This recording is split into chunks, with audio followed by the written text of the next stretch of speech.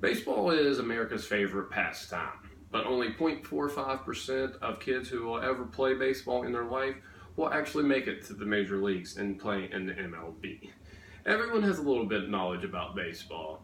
You know, that it consists of players, teams, there's innings and outs, someone's trying to score runs by any means necessary, there's walks, all of this stuff. Some people, you've learned from either playing it yourself or through family members that have played and, you've watched. I have a huge concern for baseball because I've played it my whole life. And I can still remember to this day of my dad teaching me to play it. I can remember playing t-ball, little league, middle school, high school. I can remember all the way up until college and the 1 year of prospect league that I actually got to play. And, I still to this day would like to play in the MLB, but I know that's probably not going to happen now. As everyone knows, baseball consists of players and teams, but you might not know who the first people to play the game and the first teams and who actually invented the game and implemented the rules. The first guy to actually invent the game is known as Abner Doubleday. He invented the game in 1839 in a small town in New York called Cooperstown. Some people think that Alexander Cartwright is the inventor of baseball, but he is not. He was the one who invented the first set of rules to formalize baseball, and he did that in 1845. A year later, the first recorded baseball game took place in 1846. By 1869, the Cincinnati Red Stockings decided to be the first professional team. And they beat everyone because they had the best players, because the best players wanted to get paid. They were the first paid players to ever play in the major leagues.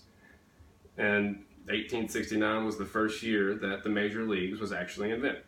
By 1871, the National Association became the first professional baseball league, which consisted of 9 teams, ran by players and the teams. This turned out to not work out that good. Everyone started fighting and crowds started to diminish. So by 1879, the National Association was replaced with the National League, which was ran by businessmen. This turned out to be really good. The crowd started coming back and it started getting its popularity back.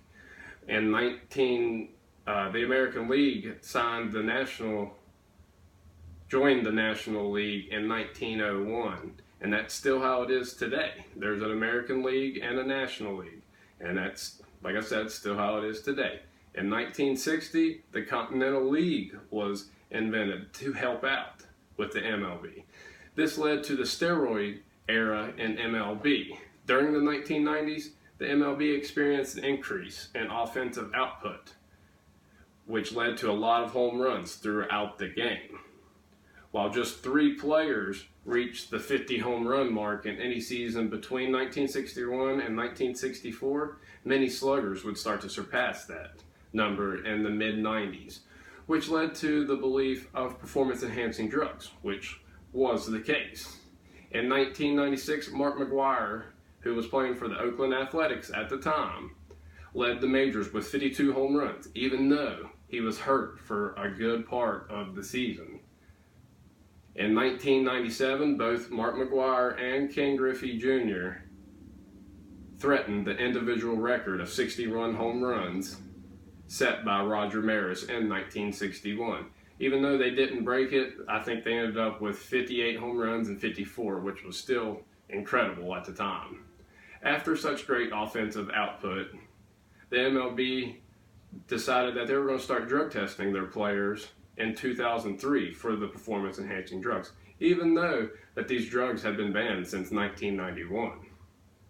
The steroid era came to a head when Barry Bonds notched 73 home runs, way more than the record, way more than anyone has ever seen before, despite failing to hit 50 home runs in any seasons before this.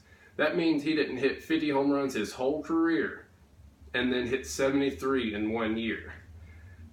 That's going to draw attention. Everyone's going to start thinking, performance-enhancing drugs, that's definitely what everyone's doing, because no one has ever hit 73 home runs. He also hit his 500th career home run that year and hit 600 a year later. So he was hitting a lot of home runs during this time.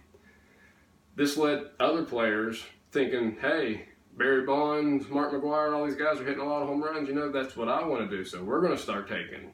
And that's a big problem because they started getting banned for life. You can get caught once and it's a fine. You can get caught twice and it's a fine. But if you get caught the third time, you're banned for life. And, you know, if you're that invested into the major leagues, you love the game, and that's not good.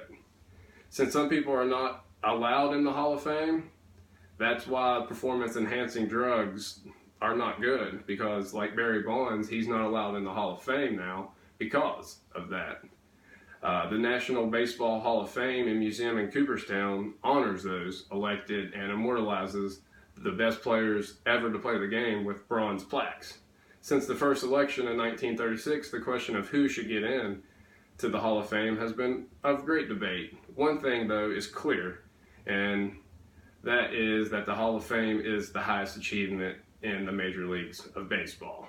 From my speech, I hope that you guys know baseball was invented by Abner Doubleday in Cooperstown, New York. MLB was created in 1869, but some rules were invented before then.